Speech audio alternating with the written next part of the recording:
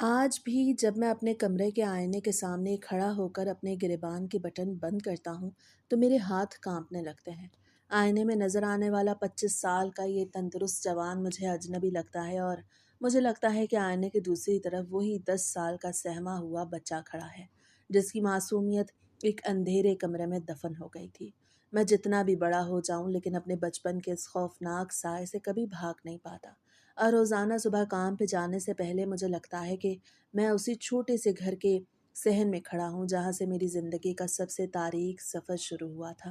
ہماری صبح کا آغاز ہمیشہ بہت جلدی ہوتا تھا، جب ابھی سورج کی پہلی کرن بھی صحن کی دیواروں پہ نہیں پڑتی تھی۔ ابو صبح سویرے ہی اپنی الماری سے چابیاں اٹھاتے اور امی سے کہتے، آسماں، میں دکان پہ جا رہا ہوں، ناشتہ وہیں بازار سے کر لوں گا، تم بچوں کا خیال رکھنا۔ میں اب بھی آئینے کے سامنے کھڑا ایک بار پھر سے ماضی میں کھو گیا تھا۔ امی نلکے پہ ہاتھ منہ دھو کے اپنے سر پہ بڑا سا دوپٹہ اوڑھ کے میرے پاس آئیں اور مجھ سے کہنے لگی، زین بیٹا آپ کھیلنا بند کرو، قاری صاحب کے آنے کا وقت ہو گیا ہے، جاؤ جلدی سے بیٹھک کی چٹائی بچھاؤ اور اپنا قاعدہ اٹھا لو۔ میں بہت بوجھل قدموں کے ساتھ بیٹھک کی طرف بڑھا، جو ہمارے گھر کا سب سے چھوٹا کمرہ تھا، جس کی کھڑکی گلی کی طرف کھلتی تھی، لیکن امی اسے ہمیشہ بند رکھتی تھیں تاکہ گلی کا شور اندر نہ آئے۔ میں نے چٹائی بچھائی اور اس پہ بیٹھ کے اپنا قاعدہ کھول لیا، لیکن میرے ہاتھ لرز رہے تھے اور مجھے لگ رہا تھا کہ گلی کے موڑ سے ابھی کسی کے بھاری قدموں کی آواز آئے گی اور یہ پرسکون کمرہ میرے لیے قید خانہ بن جائے گا۔ تبھی باہر کے دروازے پہ ایک بھاری اور جانی پہچانی دستک ہوئی، جس نے میرے دل کی دھڑکن کو روک دیا تھا۔ باہر کے دروازے پہ جب وہ بھاری دستک ہوئی تو میرے سینے کے اندر جیسے سانس اٹک گئی تھی۔ میں نے چٹائی پہ بیٹھے بیٹھے گردن گھما کے بیٹھک کے دروازے سے باہر صحن کی طرف دیکھا، جہاں امی کچن کے سامنے کھڑی اپنے دوپٹے کو درست کر رہی تھی۔ امی نے اپنے سر پہ چادر کو اچھی طرح پھیلایا اور کچن کی جالی کے پیچھے کھڑی ہو کے مجھے دبی آواز میں کہنے لگیں کہ زین بیٹا جاؤ اور قاری صاحب کے لیے دروازہ کھولو، دیکھو انہیں باہر انتظار نہ کروانا۔ میں نے اپنا قاعدہ رکھا اور لرزتے قدموں سے چلتا ہوا صحن کے دروازے تک پہنچ گیا۔ میرے ہاتھوں نے جب دروازے کی کنڈی کو اوپر اٹھایا تو میری پیشانی پہ خوف کی وجہ سے پسینہ آنے لگا تھا۔ میں نے دروازہ کھولا تو سامنے قاری حفیظ کھڑے تھے۔ ان کے چہرے پہ ایک لمبی کالی داڑھی تھی، ماتھے پہ سجدے کا گہرا نشان تھا اور انہوں نے سفید کرتا پہن رکھا تھا۔ ان کے ایک ہاتھ میں چمڑے کی جلد والی بڑی سی کتاب تھی اور دوسرے ہاتھ میں تسبیح تھی، جسے وہ تیزی سے گھما رہے تھے۔ انہوں نے مجھے دیکھتے ہی اپنے لبوں پر ایک بہت ہی پیاری اور شفقانہ مسکراہٹ سجائی اور اپنی بھاری لیکن نرم آواز میں بولے کہ السلام علیکم زین بیٹا، کیسے ہو تم؟ ان کی آواز میں اتنی مٹھاس اور اپنائیت تھی کہ میرا آدھا خوف وہیں دروازے پر ہی دم توڑ گیا۔ میں نے نظریں جھکا کے دھیمی آواز میں سلام کا جواب دیا اور ایک طرف ہو کے انہیں اندر آنے کا راستہ دے دیا۔ وہ اپنے بھاری قدموں سے چلتے ہوئے صحن میں داخل ہوئے تو ان کے وجود سے عطر کی ایک تیز خوشبو اٹھی جو پورے صحن میں پھیل گئی تھی۔ امی نے کچن کے اندر سے ہی بلند آواز میں پردے کے پیچھے سے سلام کیا اور کہنے لگیں کہ السلام علیکم قاری صاحب، بڑی مہربانی، آپ ہمارے غریب خانے پہ تشریف لائے۔ بس یہ زین پڑھائی میں تھوڑا شرارتی ہے، آپ اسے ذرا توجہ سے پڑھائیے گا۔ قاری صاحب صحن کے بیچ میں کھڑے ہو گئے اور کچن کی طرف رخ کر کے نہایت عاجزی سے بولے، وعلیکم السلام باجی، آپ بالکل فکر نہ کریں، زین اب میرا بیٹا ہے اور میں اسے اپنے بچوں کی طرح پیار سے پڑھاؤں گا۔ دین کی تعلیم تو محبت سے ہی دی جاتی ہے۔ قاری صاحب کی یہ باتیں سن کے کچن میں کھڑی امی کے چہرے پہ اطمینان کی ایک مسکراہٹ آ گئی اور مجھے بھی لگا شاید میرا ڈر بلا وجہ تھا۔ وہ تو بہت اچھے اور پیارے مولوی صاحب تھے۔ قاری صاحب بیٹھک کی طرف بڑھے تو میں ان کے پیچھے پیچھے کمرے میں داخل ہو گیا۔ انہوں نے اپنی چپل باہر ہی اتاری اور نہایت وقار کے ساتھ چٹائی پہ بیٹھ گئے۔ انہوں نے اپنے سامنے تکیہ رکھا اور اس پہ اپنی کتاب سجا دی۔ میں بھی ان سے تھوڑا فاصلہ رکھ کے چٹائی کی دوسرے کونے پہ بیٹھ گیا اور اپنا قاعدہ کھول کر ان کی طرف دیکھنے لگا۔ انہوں نے مجھے اپنے اتنے دور بیٹھے دیکھا تو مسکرا کے اپنا ہاتھ آگے بڑھایا اور نہایت شفقت سے بولے، زین بیٹا، اتنے دور کیوں بیٹھ گئے ہو؟ ادھر میرے پاس آؤ۔ جب تک استاد اور شاگرد قریب نہ بیٹھے تو پڑھائی کا نور دل میں نہیں اترتا۔ میں ان کے اس پیار بھرے انداز سے اپنی جگہ سے اٹھا اور گھٹنوں کے بل چلتا ہوا ان کے بالکل قریب جا کے بیٹھ گیا۔ شروع کا آدھا گھنٹہ قاری صاحب نے مجھے بہت ہی اچھے طریقے سے پڑھایا۔ وہ ہر لفظ پہ اپنی انگلی رکھتے اور مجھے بتاتے کہ اسے کیسے ادا کرنا ہے۔ جب میں کوئی لفظ غلط پڑھتا تو وہ غصہ کرنے کے بجائے میرے سر پہ پیار سے ہاتھ پھیرتے اور کہتے، کوئی بات نہیں میرے بچے، دوبارہ کوشش کرو، तुम तो बहुत ज़हीन लड़के हो। उनकी इस हौसला अफजाई ने मेरे अंदर का बचकाना डर बिल्कुल ख़त्म कर दिया और मैं दिल ही दिल में खुश हो रहा था कि चलो शुक्र है कारी साहब बहुत अच्छे हैं और अब मुझे रोज़ रोज़ स्कूल की तरह यहाँ डरना नहीं पड़ेगा। इसी दौरान मिन्हा सहन में खेलते खेलते बैठक के खुले दरवाजे के पास आ खड़ी हुई। उसके हाथ में उसकी गुड़िया थी और वो हमें बड़े गौर से देख रही थी। कारी साहब की नज़र जब मिन्हा पे पड़ी तो उनकी आंखों में एक अजीब सी चमक उभरी। उन्होंने पढ़ाना रोक के मिन्हा की तरफ देखा और बड़े लाड से बोले, अरे वाह, ये नन्ही परी कौन है? जैन, ये तुम्हारी छोटी बहन है। मैंने फ़ख्र से सर हिला के कहा, जी कारी साहब, ये मेरी छोटी बहन मिन्हा है। कारी साहब ने जेब से एक कैंडी निकाली और मिन्हा की तरफ बढ़ाते हुए कहने लगे, इधर आओ बेटा, ये टॉफ़ी लो। लेकिन मिन्हा शर्मा के भाग गई और सीधे किचन में अम्मी के पीछे जाके छुप गई। कारी साहब धीमे से हंस दिया और दोबारा मेरी तरफ मुतवज्जे हो गए। अब सबक का आखिरी हिस्सा चल रहा था और असर की धूप दीवारों से उतर के सहन के फर्श पे पीली पड़ने लगी थी। बैठक के अंदर खामोशी बढ़ती जा रही थी और सिर्फ मेरी और कारी साहब की आवाज़ें कमरे में गूंज रही थीं। तभी कारी साहब ने सबक पढ़ाते हुए अपना दायां हाथ मेरे सर से नीचे सरकाया और मेरी गर्दन पर रख दिया। उनकी उंगलियों का लम्स मुझे थोड़ा अजीब लगा, लेकिन मैंने सोचा कि वो शायद प्यार कर रहे हैं। उन्होंने धीमे से कहा, जैन बेटा, अब ज़रा अगली लाइन पढ़ो।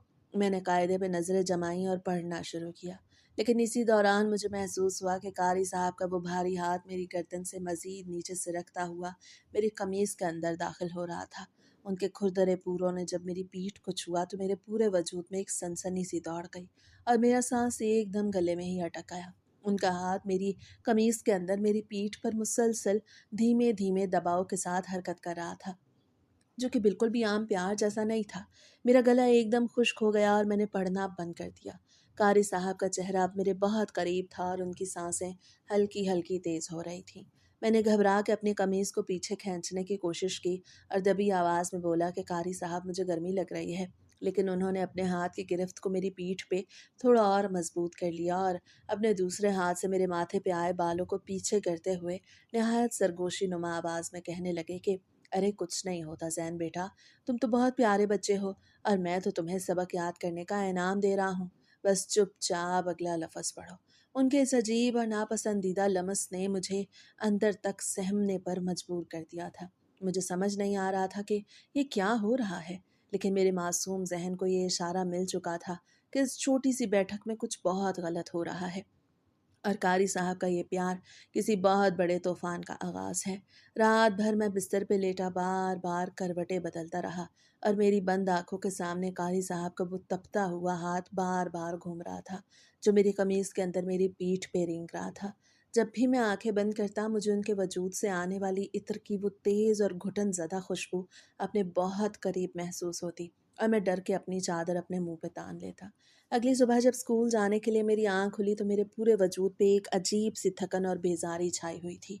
रोज़ की तरह आज मैं अंदर स्कूल जाने की कोई खुशी नहीं थी, क्योंकि मेरे दिमाग में सिर्फ एक ही सवाल घूम रहा था कि जब मैं दोपहर को वापस आऊँगा तो असर के वक्त दोबारा उसी बैठक में कैसे जाऊँगा।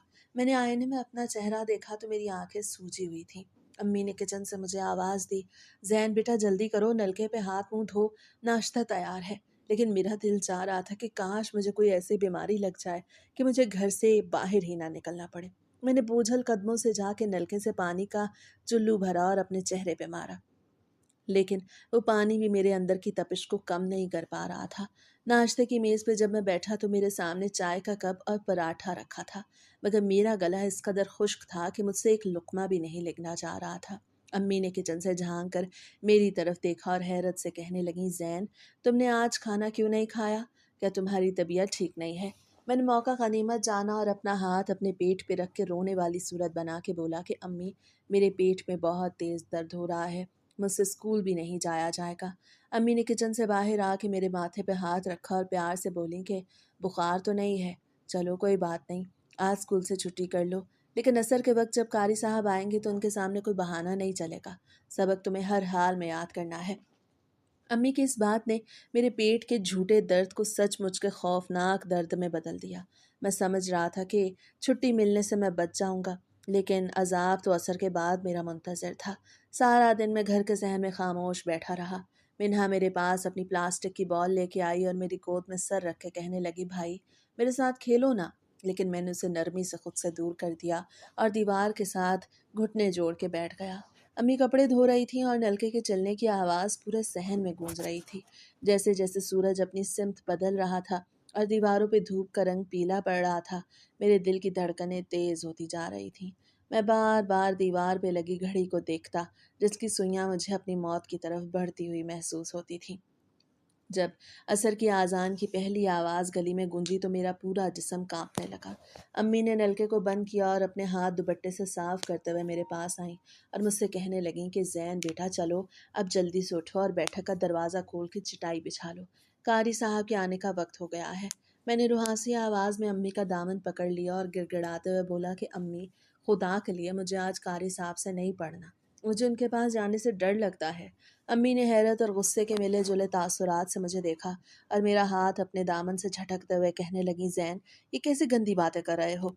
तुम्हें इतने नेक और परहेजगार इंसान से क्यों डर लगता है? वो तुम्हें कितना प्यार से पढ़ाते हैं और कल ही उन्होंने तुम्हारी इतनी तारीफ की थी। चलो शाबाश, ये पढ़ाई चोरी के बहाने मेरे सामने मत बनाओ। अगर आज तुम्हें सबक ना सुनाया तो जब तुम्हारे अब्बू दुकान से आएंगे तो मैं उनसे तुम्हारी शिकायत करूंगी। अब्बू की मार का खौफ मेरे अंदर इस कदर था कि मैंने मज़ीद कुछ कहने की हिम्मत नहीं की और अपना कायदा उठा के बैठक की तरफ बढ़ गया। बैठक का दरवाज़ा खोलते ही मुझे ऐसा लगा जैसे मैं किसी कब्र में दाखिल हो रहा हूँ। मैंने चटाई बिछाई और उसके एक कोने पे दुबक के बैठ गया। चंद ही मिनटों में गली में कदमों की जानी पहचानी आवाज़ आई और लकड़ी के दरवाजे पे वही भारी दस्तक हुई। अम्मी ने आवाज़ दी, ज़ैन जाओ दरवाज़ा खोलो। मैंने जाके दरवाज़ा खोला तो कारी साहब सामने खड़े थे। उनके लबों पे वही मुशफ़िक़ाना मुस्कुराहट थी, लेकिन अब मुझे उस मुस्कुराहट के पीछे का भयानक चेहरा साफ दिखाई दे रहा था। उन्होंने मेरे सर पे हाथ फेरा तो मैंने अपना सर पीछे करने की कोशिश की, लेकिन उन्होंने मेरी पेशानी को ज़ोर से दबाते हुए धीमी आवाज़ में कहा, माशाल्लाह, मेरा प्यारा बच्चा तो पहले से ही मेरा इंतज़ार कर रहा था। वो अंदर आया और बैठक में बैठते ही उन्होंने दरवाज़ा इस तरह भीड़ दिया कि बाहर से रोशनी आना बंद हो गई।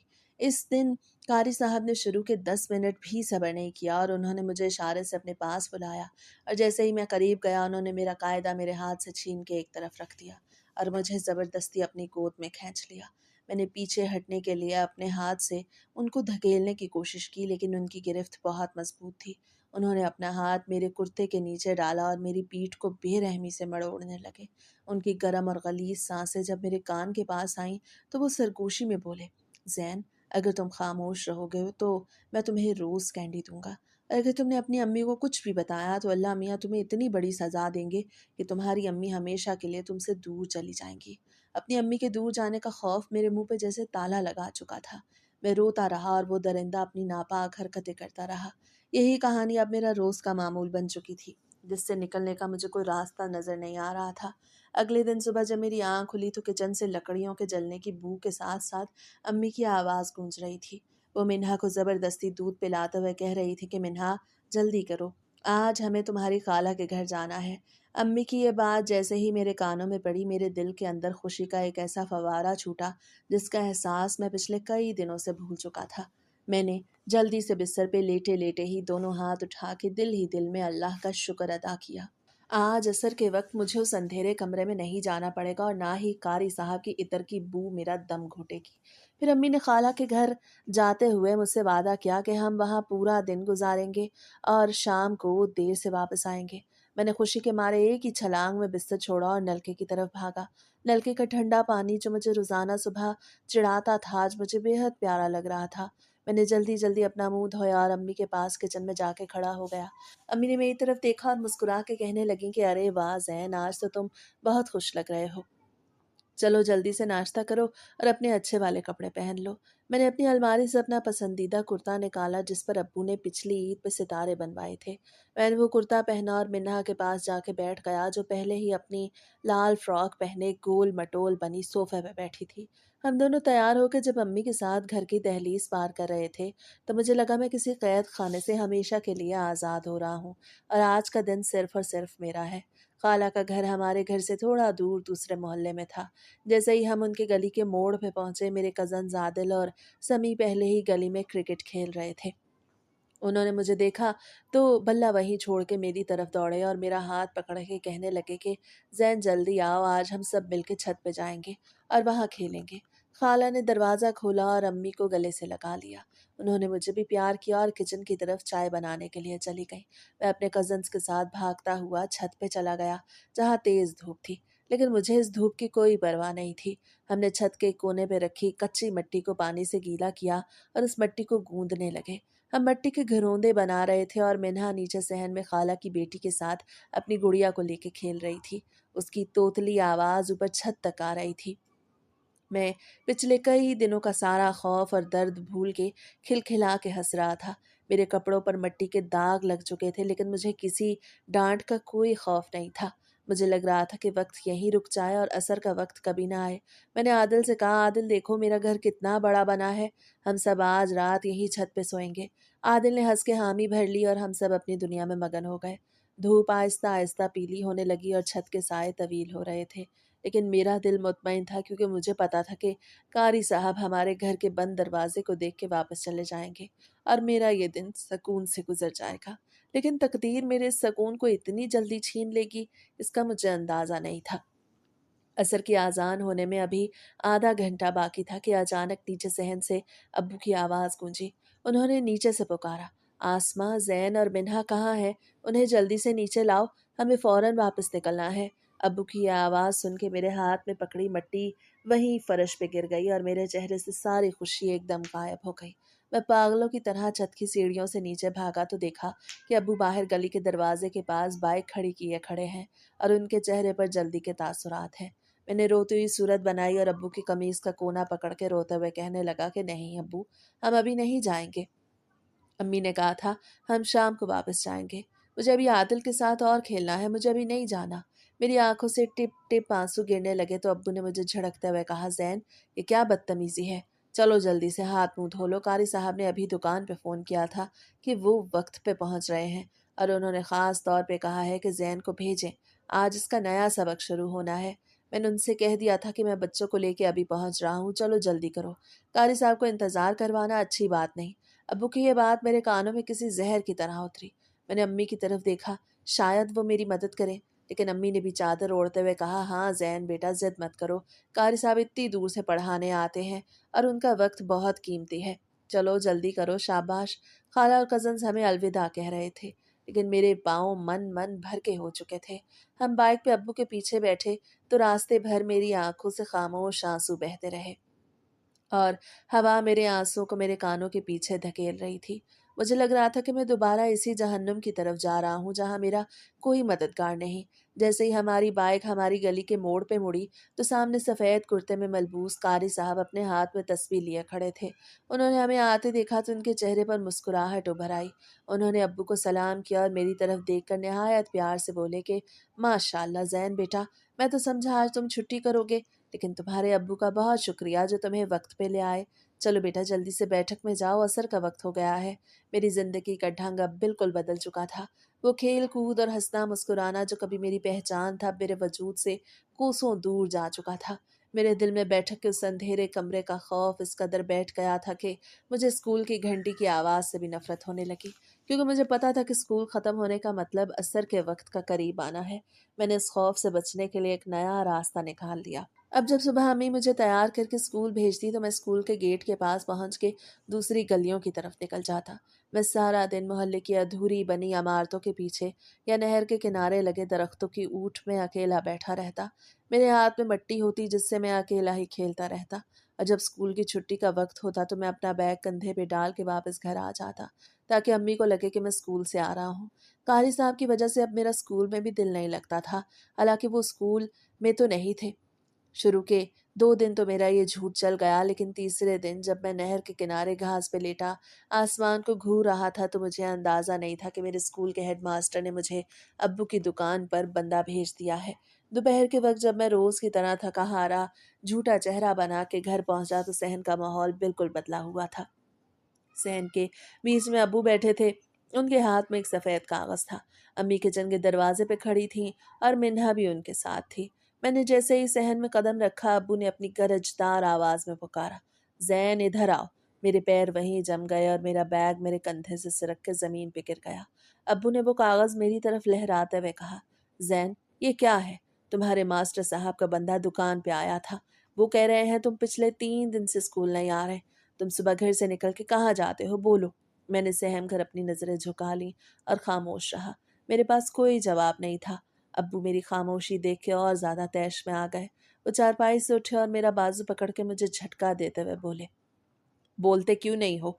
कहाँ मुंह मारते फिरते हो? हम अपना पेट काट के तुम्हें स्कूल भेजते हैं, तुम यहाँ आवारागर्दी कर रहे हो।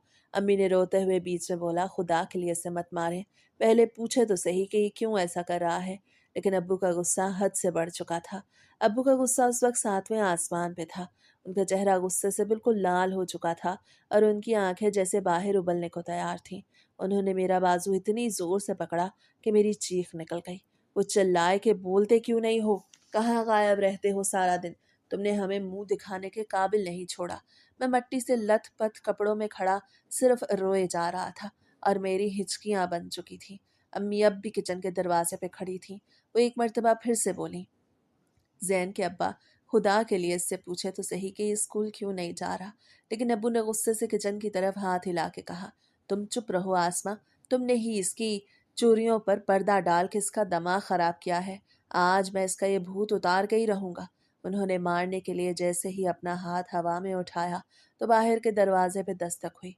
दस्तक इतनी मध्यम थी कि गुस्से से भरे उस सहन में एकदम खामोशी छा गई। अम्मी ने जल्दी से अपने आंसू साफ किया और चादर अपने सर पे लपेटते हुए लपक कर दरवाज़ा खोला। बाहर कारी साहब हमेशा की तरह अपने सफ़ेद कुर्ते में मलबूस खड़े थे। उनके चेहरे पर हमेशा की तरह वही सुकून और मुअज़्ज़ज़ मुस्कुराहट थी। ना जाने वो आज जल्दी क्यों आ गए थे। उन्होंने सहन का बिखरा हुआ माहौल और अब्बू का तिल मिलाना देखा तो वो फौरन सारा माजरा समझ गए। वो सहन में दाखिल हुए और निहायत नरमी से अब्बू का उठा हुआ हाथ अपने दोनों हाथों में ले लिया और कहने लगे, भाई साहब, खुदा के लिए रुक जाएं। गुस्से में अकल काम करना छोड़ देती है और ये तो मासूम बच्चा है, इस पे हाथ मत उठाएं। अब्बू ने शर्मिंदगी से अपना हाथ नीचे किया और कारी साहब के सामने हाथ जोड़ते हुए बोले, कारी साहब देखें इस लड़के को, हम दिन रात एक एक करके इसका स्कूल की फीसें भरते हैं और ये पिछले 3 दिन से स्कूल ही नहीं जा रहा। सुबह घर से निकलता है और पता नहीं किस आवारागर्दी में सारा दिन गुजारता है। अगर ये आज सुधरेगा नहीं तो कल को हमारे काबू से बाहर हो जाएगा। कारी साहब ने नहायत प्यार से अपनी आंखें मेरी तरफ घुमाई और कदम बढ़ा के मेरे पास आए। उन्होंने अपने हाथ से मेरे गाल पे बहते आंसुओं को साफ किया। उनका वो लम्स मेरे वजूद में कांटे की तरह चुभा, लेकिन मैं खामोश खड़ा रहा। फिर उन्होंने अब्बू की तरफ रुख किया और नहायत आजिज़ से बोले कि भाई साहब, बच्चा भी नादान है। कभी कभी बाहर की बुरी सोहबत बच्चों को बहका देती है, लेकिन सख्ती करने से बच्चा और ज़्यादा ज़िद्दी हो जाता है। आप ये मामला मुझ पे छोड़ दें, मैं इसे बैठक में ले जाके प्यार से समझाऊंगा और अल्लाह ने चाहा तो ये कल से खुद स्कूल जाएगा। अम्मी जो दरवाज़ा खोल के कमरे में चली गई थी, पर्दे के पीछे से भरी आवाज़ में कहा, कारी साहब, आपका बहुत एहसान है, आपने मेरे बच्चे को बचा लिया, वरना इसके अब्बा तो आज इसे जान से ही मार देते। अल्लाह आपको हमेशा खुश रखे। अब्बू ने भी एक लंबा सांस लिया और बोले, कारी साहब, आप जैसे नेक बुजुर्ग का साया हमारे सर पे है तो हमें किसी बात का डर नहीं। आप ही इसे ले जाएं और जैसे चाहें समझाएं। कारी साहब ने मेरा कंधा पकड़ा और धीमे से बोले, चलो जैन बेटा चलो, अब सबक का वक्त हो गया है। मैं बहुत बोझल कदमों से उनके साथ बैठक की तरफ बढ़ने लगा था। मुझे लग रहा था कि कारी साहब अब मेरे वालिदैन की नज़र में एक मोहसिन बन चुके हैं, जबकि हकीकत में वो मुझे इसी क़ैद की तरफ ले जा रहे थे जहाँ मेरी कोई फरियाद सुनने वाला नहीं था। हम जैसे ही बैठक के अंदर गए, कारी साहब ने पीछे से लकड़ी का दरवाज़ा बंद कर दिया और इस बार उन्होंने कुंडी भी चढ़ा दी। बैठक में एकदम गहरा अंधेरा छा गया। सिर्फ गली की खिड़की के सुराखों से धूप की बारीक लकीरें अंदर आ रही थी। कारी साहब ने अपना कुर्ता दुरुस्त किया और चटाई पे बैठने के बजाय मेरे बिल्कुल सामने खड़े हो गए। उनके चेहरे पर अब वो मुशफ़िक़ाना मुस्कुराहट बिल्कुल गायब थी और उनकी आंखें दरिंदगी से चमक रही थीं। उन्होंने दबी आवाज़ में मुझसे कहा, तो ज़ैन मियाँ, तुम स्कूल से भाग रहे हो, शायद तुम मेरे पास पढ़ने से बचना चाहते हो। मैं दीवार से लग के खड़ा हो गया और खौफ से मेरे दांत बजने लगे। मैंने कुछ भी कहने की हिम्मत नहीं थी। कारी साहब ने कदम बढ़ाया और मुझे बालों से पकड़ के अपने बिल्कुल करीब खींच लिया। उनकी सांसें मेरे चेहरे पे तपिश पैदा कर रही थी। वो मेरे कान के बिल्कुल पास झुक के सरगोशी में बोले कि देखो ज़ैन, अगर तुमने दोबारा स्कूल से भागने की कोशिश की या अपने अम्मी अब्बू को कुछ भी बताने की सोची तो मैं तुम्हारे अब्बू को जाके बोल दूंगा कि तुम गली के लड़कों के साथ बुरे काम करते हो और झूठ बोलते हो। सोचो तुम्हारे अब्बू तुम्हारा क्या हाल करेंगे और अल्लाह मियाँ भी तुम्हें दोज़ख की आग में डाल देंगे। उनकी उस धमकी ने मेरे मासूम जहन पे चोट की। मैंने रोते हुए अपने हाथ जोड़ दिए और बोला कि नहीं कारी साहब, मैं अब कभी स्कूल से नहीं भागूंगा। बस आप अब्बू को कुछ मत बताना। कारी साहब ने एक मकरू मुस्कुराहट के साथ मेरे चेहरे पे हाथ फेरा और कहने लगे, शाबाश मेरा प्यारा बच्चा, अब जल्दी से अपने कमीज के बटन खोलो और सबक याद करो। मैं बेबसी की इंतहा पे था और खामोशी से उनके उस भयानक खेल का हिस्सा बनने पर मजबूर हो गया था। कारी साहब की उस खौफनाक धमकी ने मेरे जहन पे ऐसा असर किया था कि मैं अब जिंदा लाश बन चुका था। मैं अब रोजाना वक्त पर स्कूल जाता, छुट्टी होते ही सीधा घर वापस आता, ताकि अब्बू के गुस्से और कारी साहब के किसी नए वार से बच सकूं। सहन में खेलते हुए जब भी मेरी नज़र बैठक के बंद दरवाजे पे पड़ती, तो मेरी रीढ़ की हड्डी में एक सर्द लहर दौड़ती। लेकिन मैं अब खामोश रहना सीख गया था। अम्मी समझती थी कि मैं अब सुधर गया हूँ और बहुत अच्छे तरीके से रोजाना कारी साहब से सबक याद कर रहा हूँ। लेकिन उन्हें क्या मालूम था कि उनका मासूम बेटा रोजाना असर के वक्त किस कैद में दाखिल होता है। मौसम आहिस्ता आहिस्ता बदल रहा था और हवा में अब हल्की सी खुनकी आ चुकी थी। एक दिन दोपहर के वक्त जब मैं स्कूल से वापस आया तो घर में रोज जैसी चहल पहल नहीं थी। अम्मी कमरे के सामने बिछी चारपाई पे बैठी मिन्हा के माथे पे गीले कपड़े की पट्टियां रख रही थी। मैंने अपना बैग चारपाई के कोने पे रखा और घबरा के मिन्हा के पास गया तो देखा उसका चेहरा बुखार की तपिश से बिल्कुल सुर्ख हो चुका था और उसकी छोटी छोटी आंखें नीमवा थीं। वो तकलीफ से धीमी धीमी आवाज में रो रही थी और उसके मुंह से गर्म सांसें निकल रही थी। मैंने मिन्हा के हाथ को छुआ तो वो तपते हुए लोहे की तरह गर्म था। अम्मी ने मेरी तरफ देखा तो उनकी आंखों में परेशानी थी। वो कहने लगी, जैन बेटा, तुम्हारी बहन को रात से बहुत तेज बुखार है। मैंने नज़ला जुकाम की दवाई भी दी है लेकिन बुखार कम होने का नाम ही नहीं ले रहा।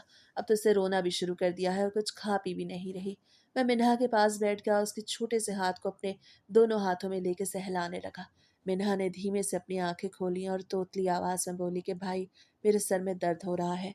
उसके उन मासूम लफ्जों ने मेरे दिल को छलनी कर दिया। मैंने अम्मी से कहा, अम्मी, हम अब्बू को फ़ोन करके मिन्हा को डॉक्टर के पास क्यों नहीं ले जाते? अम्मी ने एक लंबा सांस लिया और बोली, तुम्हारे अब्बू दुकान पर ग्राहकों में मसरूफ़ हैं। उन्होंने कहा है कि वो शाम को आते हुए डॉक्टर से दवाई ले आएंगे। तब तक मैं गीले कपड़े की पट्टियाँ रख रही हूँ। अल्लाह करे बुखार कुछ कम हो जाए। कुछ देर बाद मोहल्ले की मस्जिद से असर की आज़ान की आवाज़ गूंजने लगी और हमेशा की तरह मेरा दिल ज़ोर से धड़कने लगा था। मुझे याद आया कि अब कारी साहब के आने का वक्त हो गया है। अभी आज़ान ख़त्म ही हुई थी कि कारी साहब भी आ गए। लेकिन जैसे ही वो सहन में दाखिल हुए, उनकी नज़र चारपाई पे तड़पती हुई मिन्हा पे पड़ी। उन्होंने अपने कदम वहीं रोक लिया और निहायत फिक्रमंदी से बोले, अरे बाजी, इस मासूम बच्ची को क्या हुआ? ये इस तरह क्यों रो रही है? अम्मी ने चादर में मुंह छुपा लिया और कहने लगी कि कारी साहब, रात से बहुत तेज़ बुखार है। दवाई भी दी है लेकिन कोई असर नहीं हो रहा। पता नहीं मेरी बच्ची को किसकी नज़र लग गई है।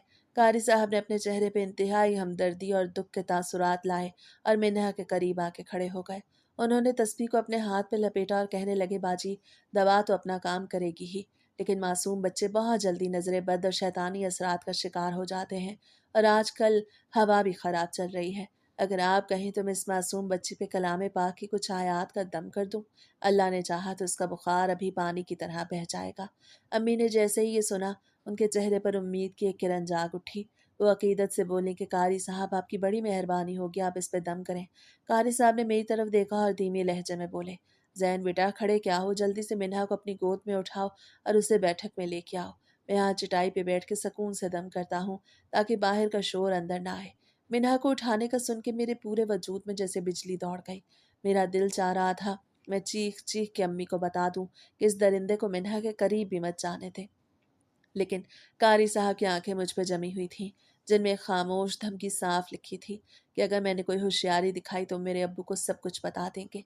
मैंने लरसते हुए हाथों से मिन्हा को अपनी गोद में उठाया। उसका तपता हुआ जिस्म मेरी गोद में आया तो मेरे कंधे पर सर रख के धीमे से रोने लगी। मैं उसे लेके बैठक की तरफ बढ़ने लगा और कारी साहब अपने बाहरी कदमों के साथ मेरे पीछे पीछे कमरे में दाखिल हो गए। उन्होंने पीछे से बैठक का दरवाज़ा आज भी बंद कर दिया था। मैंने मिन्हा को चटाई पे बिठाया और खुद उसके साथ लग के बैठ गया, जबकि कारी साहब ने तस्वीर घुमाते हुए पढ़ना शुरू कर दिया और मेरी नज़रें उनके हर एक इशारे पे जमी हुई थी, क्योंकि मेरे अंदर का सहम के मर जाने वाला भाई अब बेदार हो रहा था और मुझे लग रहा था कि उस कमरे में अब कुछ बहुत गलत होने वाला है। बैठक के अंधेरे कमरे में सिर्फ कारी साहब की धीमी धीमी पढ़ने की आवाज़ गूंज रही थी। और मिन्हा चटाई पे लेटी बुखार की तपिश से बार बार कुसमुसा रही थी। कारी साहब ने तस्वीर घुमाते हुए अचानक अपना हाथ रोका और मेरी तरफ देखकर नहायत आम से लहजे में कहने लगे कि जैन बेटा जाओ जल्दी से किचन में जाओ और दम करने के लिए ताज़ा पानी लेके आओ। मैंने एक बार मिन्हा की तरफ देखा जो सहम के लेटी हुई थी। मेरा दिल किसी अनदेखे खौफ से बुरी तरह धड़क रहा था, लेकिन कारी साहब की हुक्म अदूली की मुझ में हिम्मत नहीं थी। मैं चटाई से उठा और बैठक का दरवाज़ा थोड़ा सा खुला छोड़ के सहन की तरफ बढ़ गया। सहन में तेज़ धूप अब दीवारों पे ऊंची हो चुकी थी और अम्मी किचन में खड़ी बर्तन धो रही थी। मैं किचन में गया, शेल्फ पे रखा शीशे का ग्लास उठा के नलके की तरफ बढ़ गया। नलके का ठंडा पानी ग्लास में भर रहा था, लेकिन मेरे जहन में बार बार बैठक का वो अंधेरा कमरा घूम रहा था। मुझे बार बार लग रहा था कि जैसे कुछ बहुत गलत होने वाला है। अभी ग्लास पूरा भरा भी नहीं था कि अचानक बैठक के अंदर से मिन्हा के रोने की ऊंची आवाज आई। वो कोई चीख नहीं बल्कि एक 3 साल की मासूम बच्चे का खौफ सदा और तकलीफ से रोना था, जिसमें एक अजीब सी घबराहट थी। मिन्हा के इस तरह अचानक रोने की आवाज जैसे मेरे कानों में पड़ी, मैं कांप गया और शीशे का ग्लास मेरे हाथ से छूट के फर्श पे गिरा और एक जोरदार धमाके के साथ चूर चूर हो गया। मैंने अपने पाँव के पास बिखरे कांच के टुकड़ों की भी परवाह नहीं की और पागलों की तरह दौड़ता हुआ बैठक की तरफ जाने लगा। अम्मी ने भी बर्तन धोना छोड़ दिया और वो हैरत से किचन के दरवाजे पे आ खड़ी हुई। मैंने जैसे ही बैठक का आधा खुला दरवाजा अंदर की तरफ धकेला तो मेरी आंखों के सामने एक ऐसा मंजर था जिसने मेरे अंदर के 10 साल के सहमे हुए बच्चे को एक झटके में मार दिया। सामने चटाई पे मिन्हा अकेली लेटी रो रही थी और उसकी फ्रॉक ऊपर को उठी हुई थी। कारी साहब उसके बिल्कुल करीब झुके हुए थे और उनका वो नापाक गंदा हाथ मिन्हा के नन्हे जिस्म को उसी तरह छू रहा था जैसे वो हफ्तों से मुझे छूते आए थे। मिन्हा मासूमियत में कुछ समझ नहीं पा रही थी, वो बस खौफ से रोए जा रही थी। उस एक लम्हे में मेरे वजूद के अंदर जैसे कोई बहुत बड़ा तूफान उठ खड़ा हुआ। पिछले कई हफ्तों का खौफ, बेबस धमकियां और वो घुटन जो मैं रोजाना उस कमरे में सहता था, वो सब एक सेकंड में गुस्से और गैरत के ऐसे जोश में बदल गई कि मुझे अपने अंजाम की कोई परवाह न रही। मैंने शेर की तरह झपट के कारी साहब को दोनों हाथों से इतनी जोर से पीछे धकेला कि वो चटाई पे पीछे की तरफ गिर गए। उनके हाथ से तस्बीह छूट के दूर जा गिरी। मैंने फौरन मिन्हा को अपनी गोद में उठाया, उसकी फ्रॉक को नीचे करते हुए अपने सीने से भींच लिया और पूरी कुव्वत से चिल्लाया, अम्मी जल्दी अंदर आए, देखें ये गंदा आदमी मिन्हा के साथ क्या कर रहा है। मेरी उस गरजदार और रोती आवाज़ को सुन के अम्मी भागती हुई बैठक के अंदर आ गईं। कमरे का मंजर देखकर और मिन्हा को मेरी गोद में रोता पाकर उनके कदम वहीं रुक गए। कारी साहब ने जल्दी से उठ के अपनी शलवार और कुर्ता दुरुस्त किया और हकलाते हुए बोले, बाजी तौबा तौबा, ये लड़का पागल हो गया है। मैं तो बच्ची पे दम कर रहा था और ये मुझ पे चढ़ दौड़ा। मैंने रोते हुए अम्मी का दामन पकड़ा और चिल्लाया कि अम्मी ये झूठ बोल रहा है, ये बहुत गंदा आदमी है, ये रोज मेरे साथ भी बैठक में यही करता है और कहता है कि अगर किसी को बताया तो अल्लाह ताला सजा देंगे, और आज ये मिन्हा को भी हाथ लगा रहा था। अम्मी मेरी बात सुनकर जैसे पत्थर की बन गई, उनकी आंखें फटी की फटी रह गईं। उन्होंने एक रोती हुई नज़र मेनहा पर डाली और फिर कारी साहब के चेहरे को देखा, जिनके माथे का मेहराब अब किसी काम नहीं आ रहा था और उनके चेहरे पे खौफ की जर्दी फैल गई थी। उस एक लहर ने अम्मी के अंदर की ममता को जलाल में बदल दिया। उन्होंने बगैर कुछ सोचे किचन की तरफ रुख किया और वहां से लोहे का वो बड़ा चमचा उठा लाई जिससे वो खाना बनाती थी। अभी ने बगैर कोई बात किए वो भारी चमचा पूरी ताकत से कारी साहब के चेहरे पे दे मारा। चमचा सीधा उनकी पेशानी पे लगा और वहां से खून निकलने लगा। मैं अम्मी की बहादुरी देख के हैरान रह गया। मुझे यकीन नहीं आ रहा था कि मेरी बूही अम्मी जो कभी कारी साहब के सामने आती भी नहीं थी, आज उन पे हमला कर चुकी थी। शायद माएं बच्चों के मामले में इतनी ही हसास होती हैं। कारी साहब दर्द से चिल्लाते हुए अपने चेहरे को हाथों में छुपा के बैठक से बाहर सहन की तरफ भागे, लेकिन अम्मी उनके पीछे शेर की तरह लपकी और सहन का दरवाजा बंद कर दिया। कारी साहब की चीखों पुकार सुन के गली में गुजरने वाले लोग चौंक गए और देखते ही देखते हमारे घर के लकड़ी के दरवाजे को धकेल के मोहल्लेदार सहन के अंदर जमा होना शुरू हो गए। मोहल्ले के बुजुर्गों ने अम्मी को रोका तो अम्मी ने रोते हुए गुस्से से चमचा जमीन पे फेंका और बोली, इस दरिंदे की शक्ल देखो, ये मुअज़्ज़िज़ बन के हमारे बच्चों की मासूमियत का खून कर रहा था, आज इसने मेरी 3 साल की बच्ची पे हाथ डाला है। मोहल्ले के लोग जो कारी साहब को बहुत नेक समझते थे, ये सच सुनकर उनके चेहरों पे गुस्से की लहर दौड़ गई। उन्होंने कारी साहब का गिरेबान पकड़ा और उन्हें घसीटते हुए गली में ले गए। वहां सबने मिलकर उस मक्कार इंसान का मुंह काला किया और उसकी खूब पिटाई की। मोहल्ले के बुजुर्गों ने फैसला सुनाया कि इस जैसे गंदे और वहशी इंसान को हम अब इस मोहल्ले में एक पल भी नहीं रहने देंगे। उन्होंने कारी साहब का सारा सामान गली में फेंका और उन्हें जलील और रुस्वा करके हमेशा के लिए मोहल्ले से निकाल दिया। इस गंदगी का अख्ताम हो गया था। मैं दिल ही दिल में ये सोच के खुश हो रहा था कि अब मुझे असर के वक्त से खौफ नहीं आएगा, क्योंकि मेरा खौफ अब इस मोहल्ले से निकाला जा चुका था। मैं तो इस बात पे भी हैरान था कि कारी साहब अब कुछ बोल भी नहीं रहे। आखिरी वक्त में वो अपना टूटा फूटा सामान उठा के वहाँ से भागने की कोशिश में लगे थे, क्योंकि वो जानते थे कि अगर वो थोड़ी देर भी यहाँ रुके तो मोहल्ले वाले उन्हें जिंदा नहीं छोड़ेंगे। हर किसी को उनसे घिन महसूस हो रही थी, क्योंकि वो आम इंसान नहीं बल्कि मस्जिद के इमाम और कारी साहब थे। नमाज पढ़ाते थे, बच्चे को कुरान पाक की तालीम देते थे, इसलिए उन्हें ये सब शुबा नहीं देता था। शाम के वक्त जब अब्बू दुकान से वापस आए, उन्हें ये सब पता चला तो उनकी आंखों में नमी आ गई। उन्होंने मुझे गले से लगा लिया। आज इस वाक़े को इतने साल हो गए। मिन्हा भी बड़ी हो गई, उसकी मंगनी हो गई। मेरा भी एक बेटा है, अब्बा बूढ़े हो गए। अब वो दुकान नहीं संभालते, इसलिए मैं दुकान संभालता हूँ, और घर का काम भी ज़्यादातर मिन्हा और मेरी बीवी ही करते हैं। हालात बहुत बदल गए हैं, लेकिन मेरे जहन में कभी कभी वो मासूम बच्चा दोबारा से जाग उठता है। जब मैं अपने बच्चे को कारी साहब के पास पढ़ने के लिए भेजता हूँ तो मेरी उन पर ख़ास नज़र होती है। और अल्लाह का शुक्र है कि वो कारी साहब ऐसे हैं भी नहीं जैसा वो दरिंदा था। सच ही कहते हैं, शक्ल और ज़ाहरी आमाल से पता नहीं चलता कि इंसान कैसा है। इंसान का असल पता तो तन्हाई में चलता है, और वो वाले कारी साहब तन्हाई में कोई दरिंदा सिफ्त इंसान थे, जिन्होंने मेरे साथ बहुत गलत करने की कोशिश की। ये तो मेरी खुशनसीबी और अल्लाह का करम कि वो मेरे साथ बहुत बुरा नहीं कर पाए। वो अपने इरादों में कामयाब नहीं हो पाए, क्योंकि हमेशा मक्कारी की जीत नहीं होती। कभी कभी सच सुबह की तरह तुलू होता है और मक्कारी के अंधेरे को ख़त्म कर देता है। कारी साहब के लिए यही काफ़ी था कि उन्हें मोहल्ले से निकाल दिया गया, और बच्चे बच्चे की ज़ुबान पे उनके लिए ठीक अल्फाज नहीं थे। और ये कोई कम सज़ा नहीं थी, बल्कि ये दुनिया की सबसे बड़ी सज़ा थी।